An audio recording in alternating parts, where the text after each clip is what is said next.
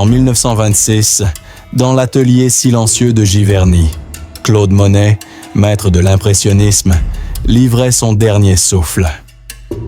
Le craquement des planchers résonne dans l'obscurité.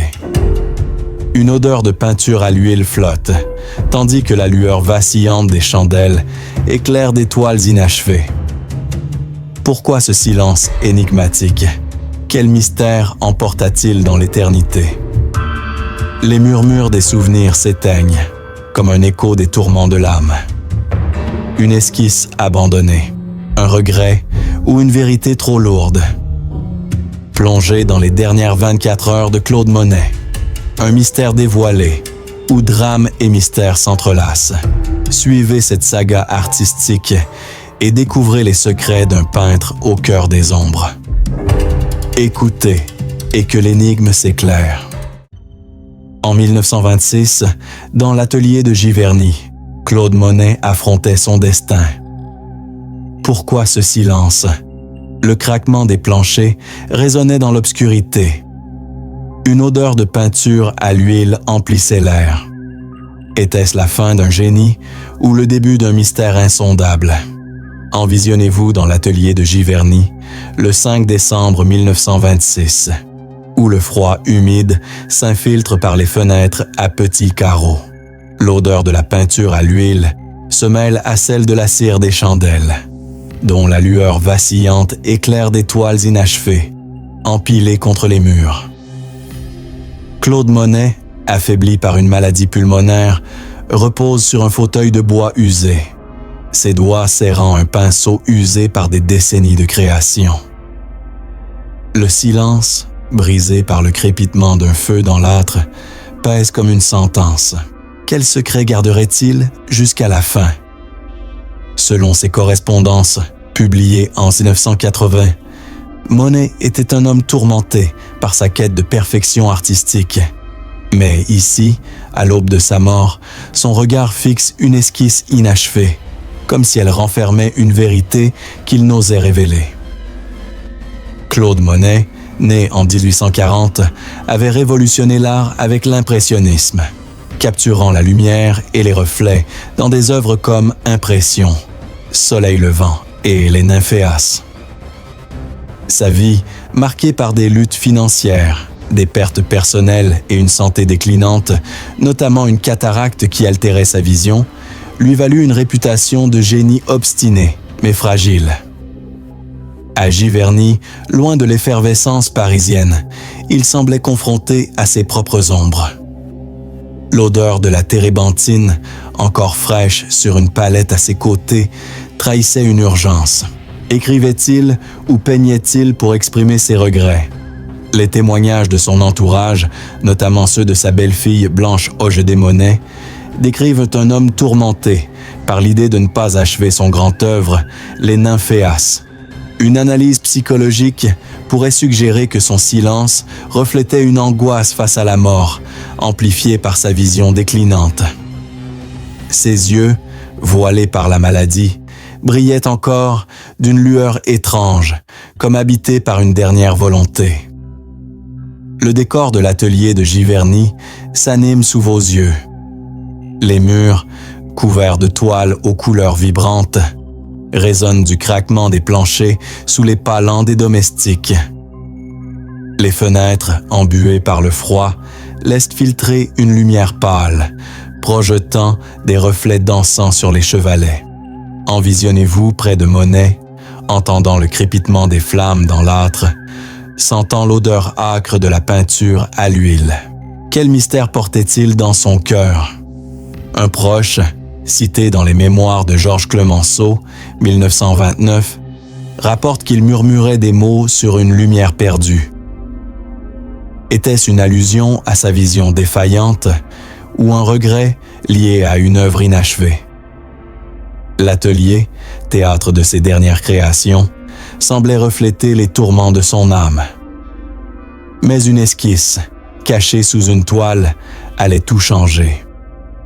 Pourquoi, dans l'atelier silencieux de Giverny, Claude Monet s'agrippait-elle à un mystère? Le craquement des planches résonnait comme un écho de son passé. Une odeur de térébenthine flottait dans l'air. Était-ce une esquisse inachevée ou un secret destiné à l'oubli? Envisionnez-vous dans l'atelier de Giverny, le 5 décembre 1926, alors que la nuit s'épaissit, enveloppant les lieux d'un froid humide. L'odeur de la peinture à l'huile se mêle à celle de la cire des chandelles, dont la lueur vacillante éclaire des toiles inachevées, empilées contre les murs de bois brut. Claude Monet, affaibli par une maladie pulmonaire, repose sur un fauteuil usé, ses doigts serrant un pinceau comme un dernier lien avec la création. Le silence, brisé par le crépitement des bûches dans l'âtre, pèse comme une menace. Quel fardeau portait son âme? Selon ses correspondances, publiées en 1980, Monet était un homme tourmenté par sa quête de capturer la lumière. Mais ici, dans l'ombre de sa faim, son regard fixe une esquisse à demi peinte, comme si elle renfermait une vérité qu'il redoutait. Claude Monet, né en 1840, avait révolutionné l'art avec l'impressionnisme, transformant la lumière et les reflets en chefs-d'œuvre comme les nymphéas. Sa vie, marquée par des luttes financières, la perte de sa première épouse Camille et une cataracte qui voilait sa vision, l'avait rendu à la fois obstiné et vulnérable. À Giverny, loin des cercles artistiques parisiens, il semblait confronté aux ombres de ses échecs. L'odeur de la térébenthine, encore fraîche sur une palette à ses côtés, trahissait une urgence désespérée. Peignait-il pour se libérer de ses regrets? Les témoignages de sa belle-fille, Blanche Hoche des Monet, décrivent un homme hanté par l'idée de ne pas achever son grand œuvre. Les nymphéas, destinés à l'État français. Une analyse psychologique pourrait suggérer que sa maladie pulmonaire, peut-être un cancer aggravé par des années d'exposition à la térébenthine, amplifiait son angoisse.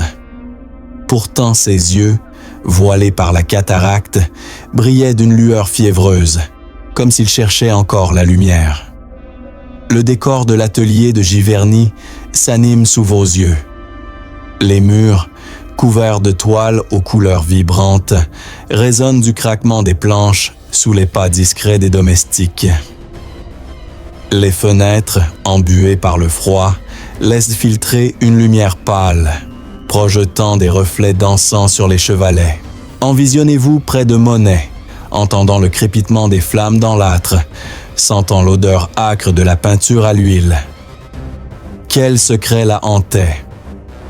Un proche, cité dans les mémoires de Georges Clemenceau, 1929, rapporte qu'il murmurait des mots sur une lumière éteinte. Était-ce une allusion à sa vision défaillante ou un regret lié à une œuvre qu'il craignait imparfaite? L'atelier, chargé de l'histoire de ses créations, semblait vibrer des échos de ses tourments. La France de 1926 est un pays en pleine mutation. L'après-guerre, marqué par les bouleversements sociaux et artistiques, contraste avec la solitude de Monet à Giverny.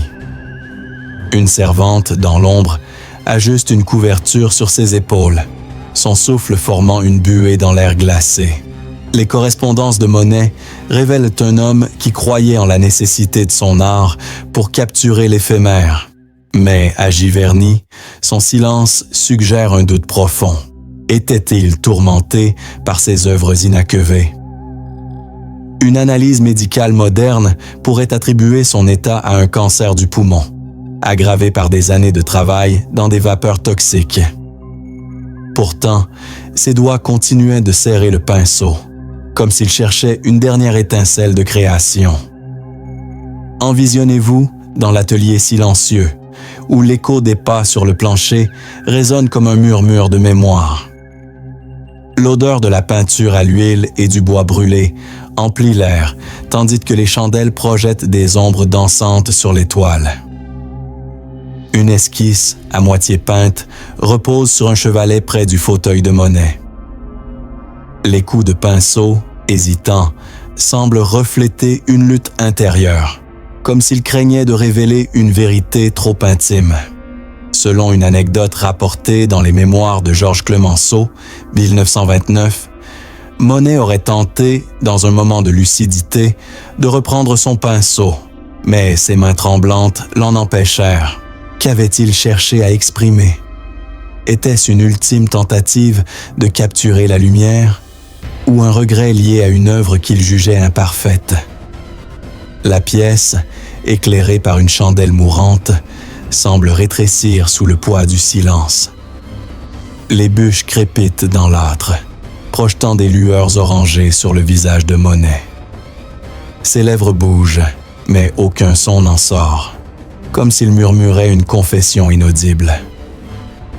Les témoignages de l'époque décrivent un peintre qui, même à l'agonie, restait obsédé par son art. Pourtant, son silence semblait crier une vérité enfouie. Une analyse psychologique pourrait suggérer que Monet, confronté à la mort, luttait avec le poids de ses ambitions. Des toiles inachevées, aux promesses faites à lui-même et au monde. Son silence. Était-il un refus de lâcher prise ou une prière pour l'éternité? Le contexte historique ajoute une tension dramatique. La France, en 1926, est un pays marqué par les cicatrices de la Grande Guerre, où l'impressionnisme de Monet est désormais célébré, mais appartient à une époque révolue. Une servante, dans l'ombre, dépose une tasse de tisane près du fauteuil, son mouvement faisant vaciller la flamme de la chandelle. Les correspondances de Monet montrent un homme qui vivait pour son art, mais à Giverny, son regard semble hanté par un doute. Quel secret le retenait encore? Était-il en train de revoir les promesses qu'il avait faites à ses mécènes ou les visions qu'il n'avait pas su capturer? Envisionnez-vous près du fauteuil de Monet, sentant l'odeur de la cire refroidie, entendant le craquement des bûches dans l'âtre. Une esquisse, glissée sous une toile, attire votre regard. Les coups de pinceau, à peine visibles, semblent porter une urgence désespérée. Je n'ai jamais su saisir. Était-ce une confession sur ses échecs à capturer la lumière parfaite ou un regret plus intime lié à sa famille? Les témoignages de l'époque laissent entendre qu'il travaillait sur une lettre destinée à son ami Georges Clemenceau. Peut-être une tentative de justifier ses œuvres inachevées. Qu'avait-il cherché à transmettre? Le silence de l'atelier, rompu par le sifflement du vent à travers les fenêtres, semble attendre une réponse. Le vent d'hiver, chargé d'humidité, s'infiltre par les interstices, portant l'écho des jardins de Giverny, où Monet avait peint ses nymphéas. Jadis un géant de l'impressionnisme, il est désormais une ombre dans son propre atelier. Ses doigts, crispés sur le pinceau, semblent refuser de lâcher prise. Une analyse psychologique pourrait voir dans son acharnement à peindre une tentative de défier la mort, de laisser une trace éternelle. Les correspondances de Monet évoquent un homme qui, même à l'agonie, pensait à ses toiles. Son silence. Était-il un acte de création ou une fuite? Envisionnez-vous dans cet atelier, où l'air semble chargé d'une attente insoutenable. Le craquement du plancher, le sifflement du vent, le crépitement des bûches, tout conspire à créer une atmosphère de suspense. Une goutte de cire tombe sur une toile, scellant un coup de pinceau à jamais. Les témoignages de l'époque décrivent un peintre qui, même mourant, refusait de capituler.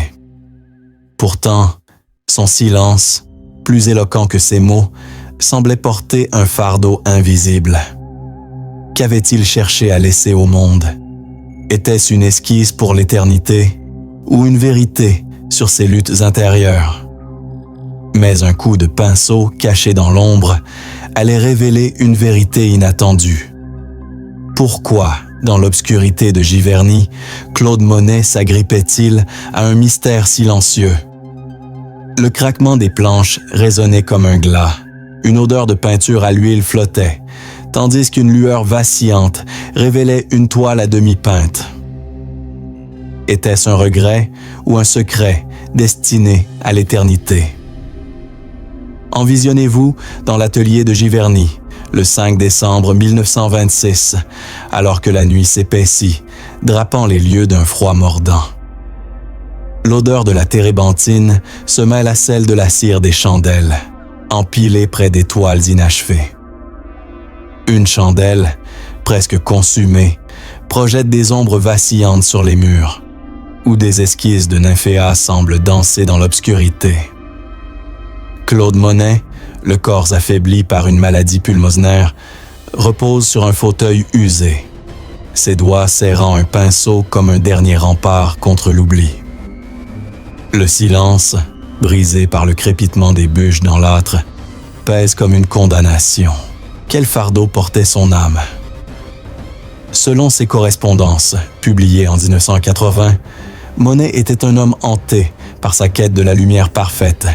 Mais ici, dans l'ombre de sa faim, son regard fixe une esquisse inachevée, comme si elle contenait une vérité qu'il n'osait formuler. Claude Monet, né en 1840, avait transformé l'art avec l'impressionnisme, capturant l'éphémère dans des œuvres comme Les Nymphéas. Sa vie, marquée par la perte de sa première épouse Camille, des luttes financières et une cataracte qui voilait sa vision, l'avait rendu à la fois résilient et fragile. À Giverny, loin des cercles artistiques parisiens, il semblait confronté aux échos de ses choix. L'odeur de la peinture à l'huile, encore fraîche sur une palette à ses côtés, trahissait une urgence désespérée. Peignait-il pour se libérer de ses regrets? Les témoignages de sa belle-fille, Blanche Hoche des Monet, décrivent un homme tourmenté par l'idée de ne pas achever son grand œuvre, Les Nymphéas, destiné à l'orangerie des Tuileries. Une analyse psychologique pourrait suggérer que sa maladie pulmonaire, peut-être un cancer aggravé par des années d'exposition à la térébenthine, amplifiait ses remords. Pourtant, ses yeux, voilés par la cataracte, semblaient chercher une rédemption dans l'obscurité. Le décor de l'atelier de Giverny s'anime sous vos yeux. Les murs, couverts de toiles aux couleurs vibrantes, résonnent du craquement des planches sous les pas discrets des domestiques. Les fenêtres, embuées par le froid, laissent filtrer une lumière pâle, projetant des reflets dansants sur les chevalets. Envisionnez-vous près de Monet, entendant le crépitement des flammes dans l'âtre, sentant l'odeur âcre de la peinture à l'huile. Quel secret la hantait? Un proche, cité dans les mémoires de Georges Clemenceau, 1929, rapporte qu'il murmurait des mots sur une lumière égarée. Était-ce une allusion à sa vision défaillante ou un regret lié à une œuvre qu'il craignait imparfaite? L'atelier, théâtre de ses dernières créations, semblait vibrer des échos de ses tourments. La France de 1926 est un pays en pleine mutation. L'après-guerre, marquée par les bouleversements sociaux et artistiques, contraste avec la solitude de Monet à Giverny. Une servante, dans l'ombre, ajuste une couverture sur ses épaules, son souffle formant une buée dans l'air glacé. Les correspondances de Monet révèlent un homme qui croyait en la nécessité de son art pour capturer l'éphémère. Mais à Giverny, son silence suggère un doute profond. Était-il tourmenté par ses œuvres inachevées? Une analyse médicale moderne pourrait attribuer son état à un cancer du poumon, aggravé par des années de travail dans des vapeurs toxiques. Pourtant, ses doigts continuaient de serrer le pinceau, comme s'il cherchait une dernière étincelle de création. Envisionnez-vous dans l'atelier silencieux, où l'écho des pas sur le plancher résonne comme un murmure de mémoire. L'odeur de la peinture à l'huile et du bois brûlé emplit l'air, tandis que les chandelles projettent des ombres dansantes sur les toiles. Une esquisse, à moitié peinte, repose sur un chevalet près du fauteuil de Monet. Les coups de pinceau, hésitants, yeux semblent refléter une lutte intérieure comme s'il craignait de révéler une vérité trop intime. Selon une anecdote rapportée dans les mémoires de Georges Clemenceau, 1929, Monet aurait tenté, dans un moment de lucidité, de reprendre son pinceau, mais ses mains tremblantes l'en empêchèrent. Qu'avait-il cherché à exprimer? Était-ce une ultime tentative de capturer la lumière parfaite ou un regret lié à une œuvre qu'il jugeait imparfaite? La pièce, éclairée par une chandelle mourante, semble rétrécir sous le poids du silence. Les bûches crépitent dans l'âtre, projetant des lueurs orangées sur le visage de Monet. Ses lèvres bougent, mais aucun son n'en sort, comme s'il murmurait une confession inaudible. Les témoignages de l'époque décrivent un peintre qui, même à l'agonie, restait obsédé par son art. Pourtant, son silence semblait crier une vérité enfouie. Une analyse psychologique pourrait suggérer que Monet, confronté à la mort, luttait avec le poids de ses ambitions, des toiles inachevées, aux promesses faites à lui-même et au monde. Son silence. Était-il un refus de lâcher prise ou une prière pour l'éternité? Le contexte historique ajoute une tension dramatique. La France, en 1926, est un pays marqué par les cicatrices de la Grande Guerre, où l'impressionnisme de Monet est désormais célébré, mais appartient à une époque révolue. Une servante, dans l'ombre, dépose une tasse de tisane près du fauteuil, son mouvement faisant vaciller la flamme de la chandelle. Les correspondances de Monet montrent un homme qui vivait pour son art, mais à Giverny, son regard semble hanté par un doute. Quel secret le retenait encore? Était-il en train de revoir les promesses qu'il avait faites à ses mécènes ou les visions qu'il n'avait pas su capturer? Envisionnez-vous près du fauteuil de Monet, sentant l'odeur de la cire refroidie, entendant le craquement des bûches dans l'âtre. Une esquisse, glissée sous une toile, attire votre regard. Les coups de pinceau, à peine visibles, semblent porter une urgence désespérée. Je n'ai jamais su capturer. Était-ce une confession sur ses échecs à saisir la lumière parfaite ou un regret plus intime lié à sa famille? Les témoignages de l'époque laissent entendre qu'il travaillait sur une lettre destinée à son ami Georges Clemenceau. Peut-être une tentative de justifier ses œuvres inachevées. Qu'avait-il cherché à transmettre? Le silence de l'atelier, rompu par le sifflement du vent à travers les fenêtres, semble attendre une réponse. Le vent d'hiver, chargé d'humidité, s'infiltre par les interstices, portant l'écho des jardins de Giverny, où Monet avait peint ses nymphéas. Jadis un géant de l'impressionnisme, il est désormais une ombre dans son propre atelier. Ses doigts, crispés sur le pinceau, semblent refuser de lâcher prise. Une analyse psychologique pourrait voir dans son acharnement à peindre une tentative de défier la mort, de laisser une trace éternelle. Les correspondances de Monet évoquent un homme qui, même à l'agonie, pensait à ses toiles. Son silence. Était-il un acte de création ou une fuite? Envisionnez-vous dans cet atelier où l'air semble chargé d'une attente insoutenable. Le craquement du plancher, le sifflement du vent, le crépitement des bûches, tout conspire à créer une atmosphère de suspense. Une goutte de cire tombe sur une toile, scellant un coup de pinceau à jamais. Les témoignages de l'époque décrivent un peintre qui, même mourant, refusait de capituler. Pourtant, son silence, plus éloquent que ses mots, semblait porter un fardeau invisible. Qu'avait-il cherché à laisser au monde? Était-ce une esquisse pour l'éternité ou une vérité sur ses luttes intérieures? Mais un dessin, caché dans l'ombre, allait bouleverser tout ce que l'on croyait savoir. Pourquoi, dans les heures sombres de Giverny, Claude Monet s'agrippait-il à un mystère inavoué? Le crépitement des flammes dans l'âtre résonnait comme un chant funèbre. Une odeur de térébenthine flottait, tandis qu'une lueur vacillante éclairait une esquisse secrète. Était-ce une confession ou un secret scellé à jamais? Envisionnez-vous dans l'atelier de Giverny, le 5 décembre 1926, alors que l'aube approche, pâle et froide, filtrant à travers les fenêtres embuées. L'odeur de la peinture à l'huile se mêle à celle de la cire des chandelles, empilées près des toiles inachevées.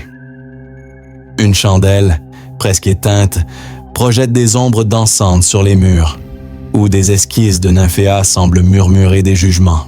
Claude Monet, le corps affaibli par une maladie pulmonaire, repose sur un fauteuil usé, ses doigts serrant un pinceau comme un dernier lien avec la création. Le silence, brisé par le sifflement du vent à travers les fenêtres, pèse comme une sentence inéluctable. Quel fardeau le retenait encore? Selon ses correspondances, publiées en 1980, Monet avait consacré sa vie à capturer la lumière. Mais ici, dans l'ombre de sa faim, son regard fixe une esquisse à demi peinte, comme si elle renfermait une vérité qu'il craignait de révéler. Claude Monet, né en 1840, avait transformé l'art avec l'impressionnisme, capturant l'éphémère dans des œuvres comme les nymphéas. Sa vie, marquée par la perte de sa première épouse Camille, des luttes financières et une cataracte qui voilait sa vision, l'avait rendu à la fois résilient et fragile. À Giverny, loin des cercles artistiques parisiens, il semblait confronté aux ombres de ses échecs.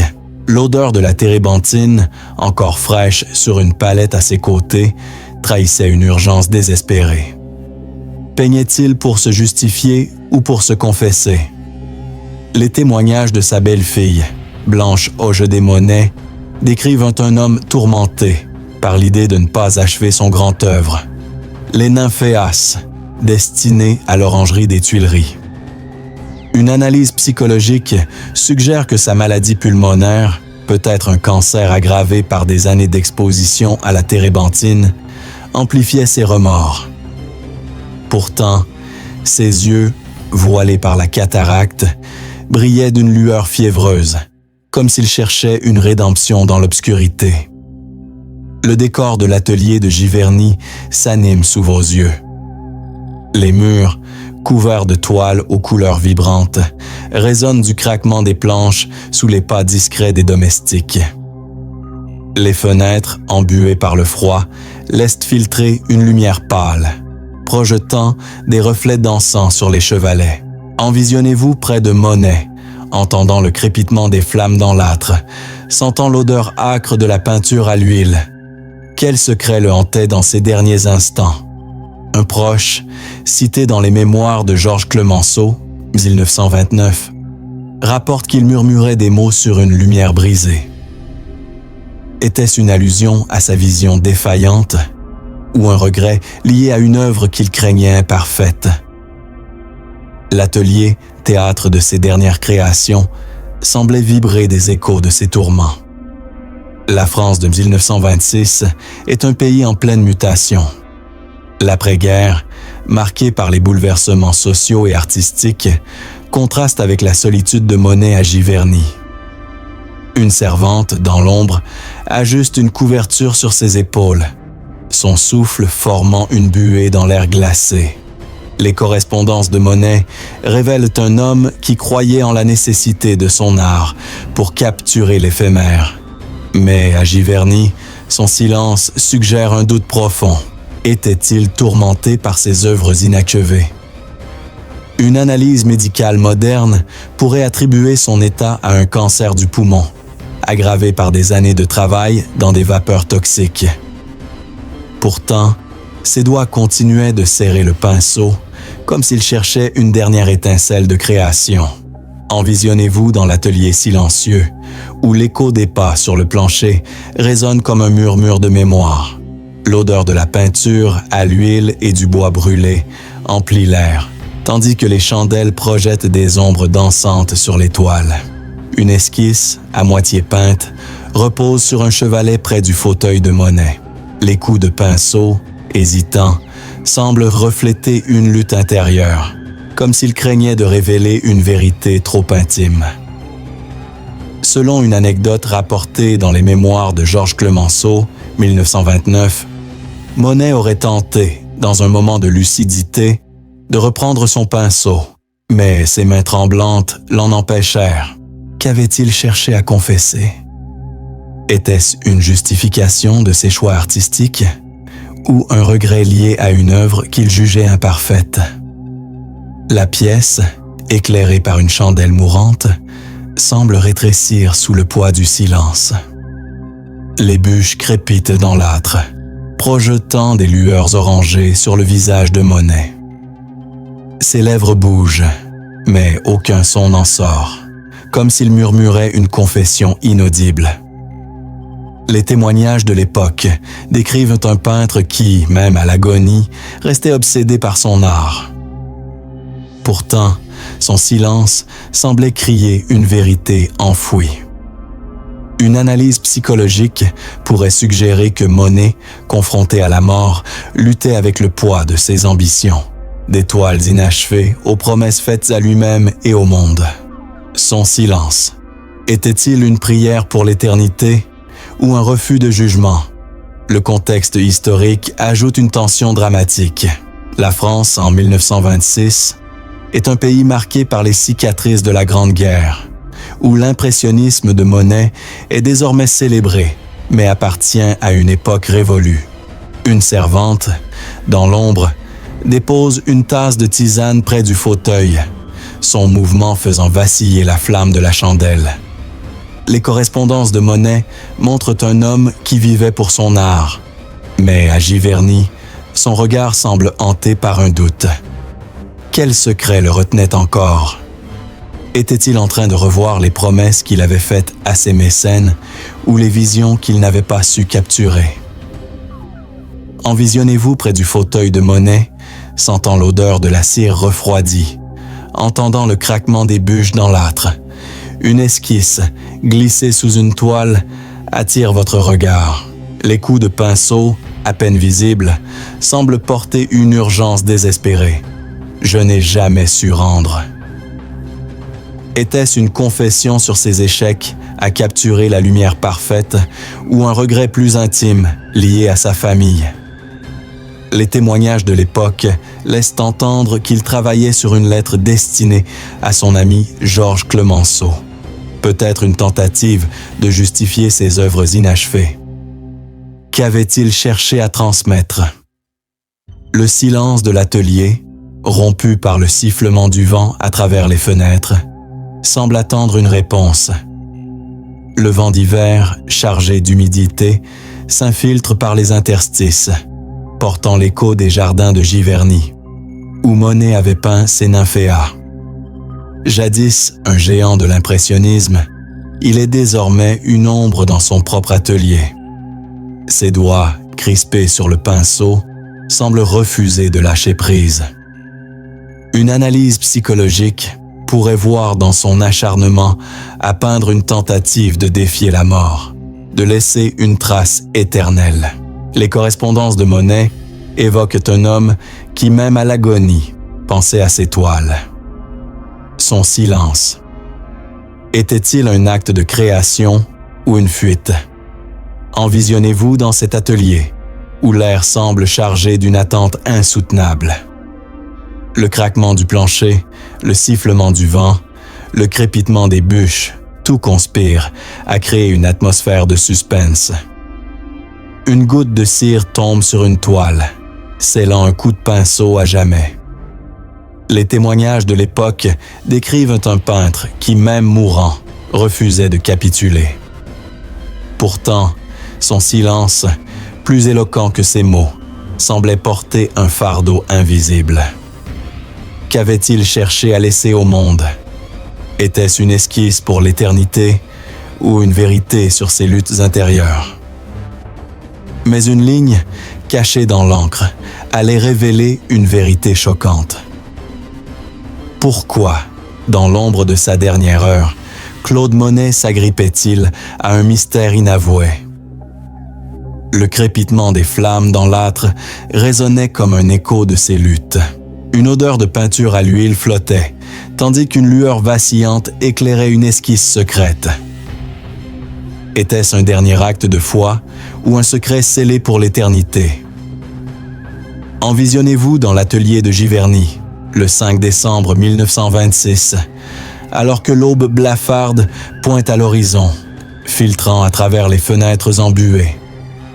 L'odeur de la térébenthine se mêle à celle de la cire des chandelles, empilées près des toiles inachevées. Une chandelle, réduite à une flamme mourante, projette des ombres dansantes sur les murs, où des esquisses de nymphéas semblent murmurer des reproches.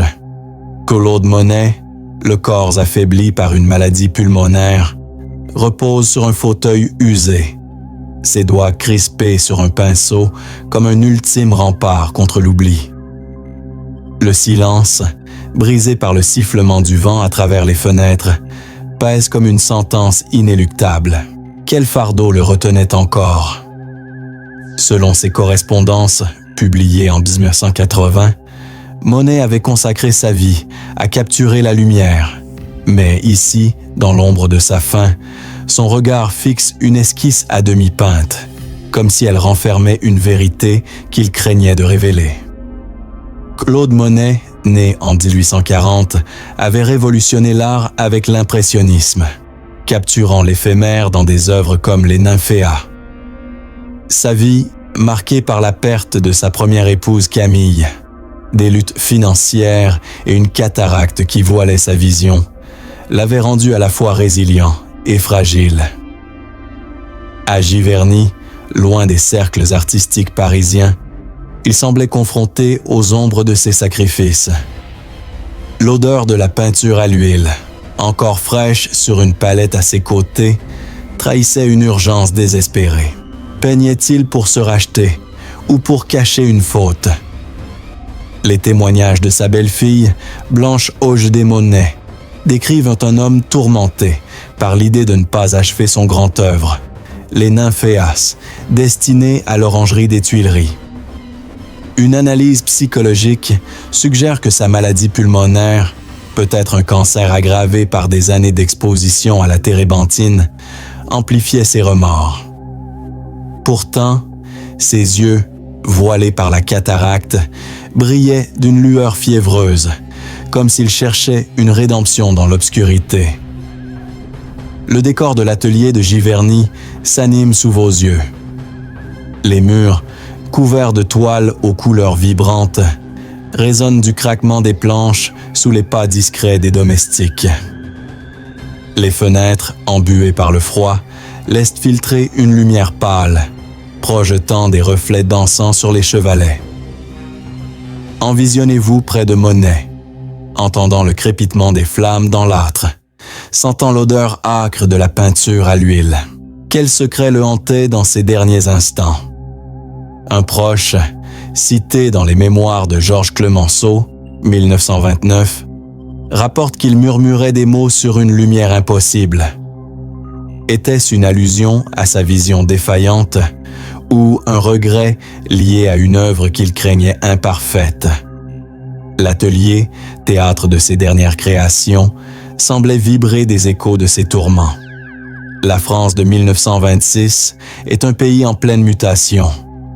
L'après-guerre, marqué par les bouleversements sociaux et artistiques, contraste avec la solitude de Monet à Giverny. Une servante, dans l'ombre, ajuste une couverture sur ses épaules, son souffle formant une buée dans l'air glacé. Les correspondances de Monet révèlent un homme qui croyait en la nécessité de son art pour capturer l'éphémère. Mais à Giverny, son silence suggère un doute profond. Était-il tourmenté par ses sacrifices pour son art? Une analyse médicale moderne pourrait attribuer son état à un cancer du poumon, aggravé par des années de travail dans des vapeurs toxiques. Pourtant, ses doigts continuaient de serrer le pinceau, comme s'il cherchait une dernière étincelle de création. Envisionnez-vous dans l'atelier silencieux, où l'écho des pas sur le plancher résonne comme un murmure de mémoire. L'odeur de la peinture à l'huile et du bois brûlé emplit l'air, tandis que les chandelles projettent des ombres dansantes sur les toiles. Une esquisse, à moitié peinte, repose sur un chevalet près du fauteuil de Monet. Les coups de pinceau, hésitants, semblent refléter une lutte intérieure, comme s'il craignait de révéler une vérité trop intime. Selon une anecdote rapportée dans les mémoires de Georges Clemenceau, 1929, Monet aurait tenté, dans un moment de lucidité, de reprendre son pinceau, mais ses mains tremblantes l'en empêchèrent. Qu'avait-il cherché à confesser? Était-ce une justification de ses choix artistiques ou un regret lié à une œuvre qu'il jugeait imparfaite? La pièce, éclairée par une chandelle mourante, semble rétrécir sous le poids du silence. Les bûches crépitent dans l'âtre, projetant des lueurs orangées sur le visage de Monet. Ses lèvres bougent, mais aucun son n'en sort, comme s'il murmurait une confession inaudible. Les témoignages de l'époque décrivent un peintre qui, même à l'agonie, restait obsédé par son art. Pourtant, son silence semblait crier une vérité enfouie. Une analyse psychologique pourrait suggérer que Monet, confronté à la mort, luttait avec le poids de ses ambitions, des toiles inachevées, aux promesses faites à lui-même et au monde. Son silence, était-il une prière pour l'éternité ou un refus de jugement? Le contexte historique ajoute une tension dramatique. La France, en 1926, est un pays marqué par les cicatrices de la Grande Guerre, où l'impressionnisme de Monet est désormais célébré, mais appartient à une époque révolue. Une servante, dans l'ombre, dépose une tasse de tisane près du fauteuil, son mouvement faisant vaciller la flamme de la chandelle. Les correspondances de Monet montrent un homme qui vivait pour son art, mais à Giverny, son regard semble hanté par un doute. Quel secret le retenait encore? Était-il en train de revoir les promesses qu'il avait faites à ses mécènes ou les visions qu'il n'avait pas su capturer? Envisionnez-vous près du fauteuil de Monet, sentant l'odeur de la cire refroidie, entendant le craquement des bûches dans l'âtre. Une esquisse, glissée sous une toile, attire votre regard. Les coups de pinceau, à peine visibles, semblent porter une urgence désespérée. Je n'ai jamais su transmettre. Était-ce une confession sur ses échecs à capturer la lumière parfaite ou un regret plus intime lié à sa famille? Les témoignages de l'époque laissent entendre qu'il travaillait sur une lettre destinée à son ami Georges Clemenceau. Peut-être une tentative de justifier ses œuvres inachevées. Qu'avait-il cherché à transmettre? Le silence de l'atelier, rompu par le sifflement du vent à travers les fenêtres, semble attendre une réponse. Le vent d'hiver, chargé d'humidité, s'infiltre par les interstices, portant l'écho des jardins de Giverny, où Monet avait peint ses nymphéas. Jadis un géant de l'impressionnisme, il est désormais une ombre dans son propre atelier. Ses doigts, crispés sur le pinceau, semblent refuser de lâcher prise. Une analyse psychologique pourrait voir dans son acharnement à peindre une tentative de défier la mort, de laisser une trace éternelle. Les correspondances de Monet évoquent un homme qui, même à l'agonie, pensait à ses toiles. Son silence. Était-il un acte de création ou une fuite? Envisionnez-vous dans cet atelier, où l'air semble chargé d'une attente insoutenable. Le craquement du plancher, le sifflement du vent, le crépitement des bûches, tout conspire à créer une atmosphère de suspense. Une goutte de cire tombe sur une toile, scellant un coup de pinceau à jamais. Les témoignages de l'époque décrivent un peintre qui, même mourant, refusait de capituler. Pourtant, son silence, plus éloquent que ses mots, semblait porter un fardeau invisible. Qu'avait-il cherché à laisser au monde? Était-ce une esquisse pour l'éternité ou une vérité sur ses luttes intérieures? Mais une phrase, cachée dans l'encre, allait révéler une vérité inattendue. Dans les derniers souffles de sa vie, pourquoi Claude Monet s'agrippait-il à un mystère? Le sifflement du vent à travers les fenêtres résonnait comme un verdict final. Une odeur de térébenthine flottait, tandis qu'une lueur mourante éclairait une esquisse à peine visible. Était-ce un ultime acte de création ou un secret scellé pour l'éternité? Envisionnez-vous dans l'atelier de Giverny, le 5 décembre 1926, alors que l'aube grise cède la place à un jour pâle, filtrant à travers les fenêtres embuées. L'odeur de la peinture à l'huile se mêle à celle de la cire des chandelles, empilées près des toiles inachevées. Une chandelle, consumée jusqu'à son dernier souffle, projette une lueur vacillante sur les murs, où des esquisses de nymphéas semblent rendre un dernier hommage au peintre. Claude Monet, le corps affaibli par une maladie pulmonaire, repose sur un fauteuil usé, ses doigts crispés sur un pinceau comme un ultime lien avec son art. Le silence, brisé par le crépitement des bûches dans l'âtre, pèse comme une sentence inéluctable. Quel mystère le retenait encore sur cette terre? Selon ses correspondances, publiées en 1980, Monet avait consacré sa vie à capturer la lumière. Mais ici, dans l'ombre de sa fin, son regard fixe une esquisse inachevée, comme si elle renfermait une vérité qu'il craignait de révéler. Claude Monet, né en 1840, avait révolutionné l'art avec l'impressionnisme, capturant l'éphémère dans des œuvres comme les nymphéas. Sa vie, marquée par la perte de sa première épouse Camille, des luttes financières et une cataracte qui voilait sa vision, l'avait rendu à la fois résilient et fragile. À Giverny, loin des cercles artistiques parisiens, il semblait confronté aux ombres de ses sacrifices. L'odeur de la térébenthine, encore fraîche sur une palette à ses côtés, trahissait une urgence désespérée. Peignait-il pour se racheter ou pour cacher une faute? Les témoignages de sa belle-fille, Blanche Hoche des Monet, décrivent un homme tourmenté par l'idée de ne pas achever son grand œuvre, les nymphéas, destinées à l'orangerie des Tuileries. Une analyse psychologique suggère que sa maladie pulmonaire, probablement un cancer aggravé par des années d'exposition à la térébenthine, amplifiait ses remords. Pourtant, ses yeux, voilés par la cataracte, brillaient d'une lueur fiévreuse, comme s'il cherchait une rédemption dans l'obscurité.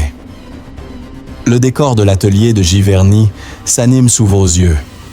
Les murs, couverts de toiles aux couleurs vibrantes, résonnent du craquement des planches sous les pas discrets des domestiques. Les fenêtres, embuées par le froid, laissent filtrer une lumière pâle, projetant des reflets dansants sur les chevalets.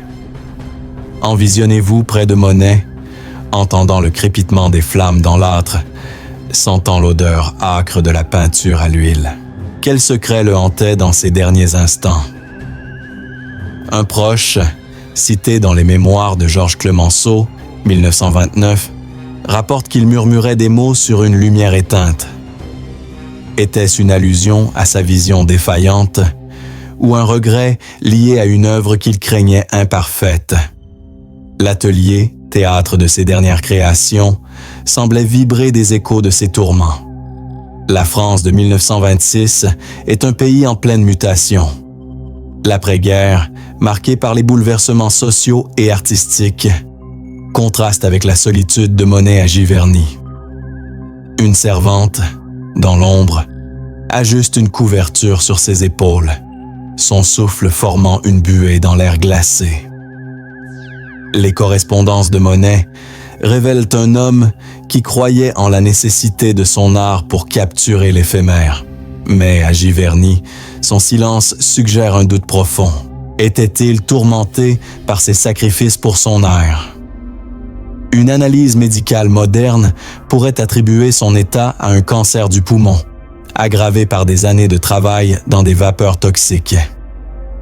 Pourtant, ses doigts continuaient de serrer le pinceau, comme s'il cherchait une dernière étincelle de création. Envisionnez-vous dans l'atelier silencieux, où l'écho des pas sur le plancher résonne comme un murmure de mémoire. L'odeur de la peinture à l'huile et du bois brûlé emplit l'air, tandis que les chandelles projettent des ombres dansantes sur les toiles. Une esquisse, à moitié peinte, repose sur un chevalet près du fauteuil de Monet. Les coups de pinceau, hésitants, semblent refléter une lutte intérieure, comme s'il craignait de révéler une vérité trop intime. Selon une anecdote rapportée dans les mémoires de Georges Clemenceau, 1929, Monet aurait tenté, dans un moment de lucidité, de reprendre son pinceau, mais ses mains tremblantes l'en empêchèrent. Qu'avait-il cherché à confesser? Était-ce une justification de ses choix artistiques ou un regret lié à une œuvre qu'il jugeait imparfaite? Soudain, une découverte fracassante éclaire le mystère. Une lettre cachée sous une toile est retrouvée des années plus tard, en 1930, par un archiviste curieux. Écrite d'une main tremblante, elle commence par « À mon ami Clemenceau, je confesse ». Les mots, brouillés par l'encre, révèlent une vérité stupéfiante. Monet avait détruit plusieurs esquisses des nymphéas dans ces derniers mois, craignant qu'elles ne soient indignes de son legs. Ce regret, enfoui dans son cœur, l'avait hanté jusqu'à ses derniers instants. Cette lettre, mentionnée dans une correspondance posthume, 1931, jette une lumière nouvelle sur son silence. Une vérité, longtemps enfouie, était enfin révélée.